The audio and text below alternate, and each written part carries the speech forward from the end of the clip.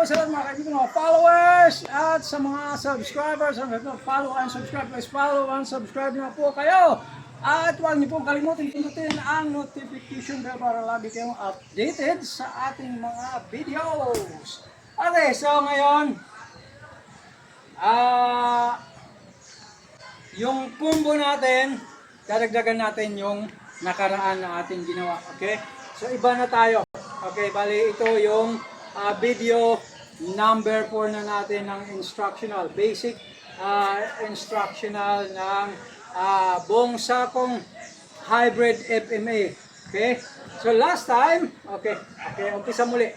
Kung bakit nandito yung hawak natin ng stick, bakit ganito? Okay? Para mas mabilis ang ating pag-block kung yan ay galing sa halimbawa palo sa taas. Okay? Galing sa taas yung palo, mas mabilis siya. At kung galing naman sa baba, mas mabilis siyempre mag-block papunta sa baba kumpara sa nandito ito papunta sa taas. Mas mabigat siya iangat. Okay? At saka siyempre kumpara split seconds lang yun, pero napakalaking bagay nun. Yung nandito ka na halos ganun na lang, kumpara sa nandito sa baba, igaganon mo pa. Okay, so tuloy-tuloy tayo. Okay, yung nakaraan, okay, ito tayo. Okay, andito tayo, 1, 2, 3, isang suntok lang. Ngayon, dalawang suntok na tayo. Okay, dalawang palo, dalawang suntok. So yan pa rin yung distance.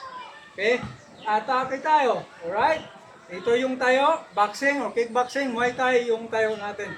Alright, so distance, yan ang inyong susukatin sa inyong target. Okay, mula dito, yung pa rin, 1, 2, 3, 4. Okay, and then atras.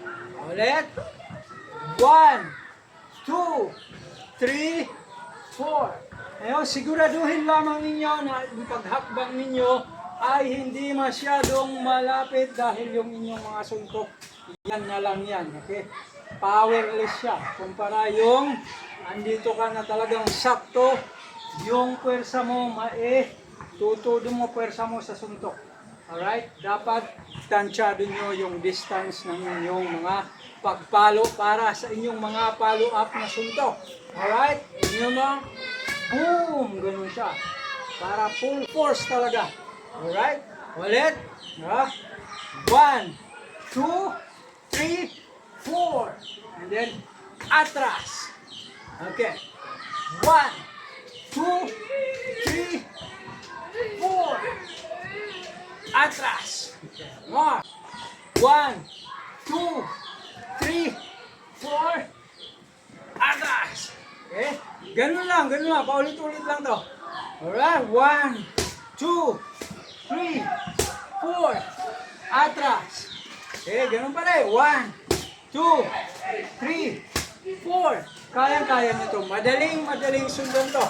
Okay? Ulit-ulitin nyo lang hanggang sa makuha nyo maging normal para sa inyo. Huwag muna kayo magpupukus dun sa lakas at bilis ng inyong palo o suntok para maganda yung inyong magiging pundasyon. Okay? Kasi pagka sasabayan nyo ng bam, bam, bam, atras agad.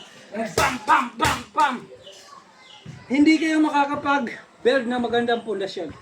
Like pagka yung sakto lang na bam, bam, bam, bam.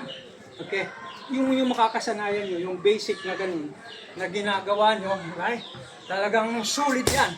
Sulit foundation yan. Okay, hanggang sa unti-unti, pagka tumatagal na, doon nyo na lang unti-unti lalakasan at bibilisan.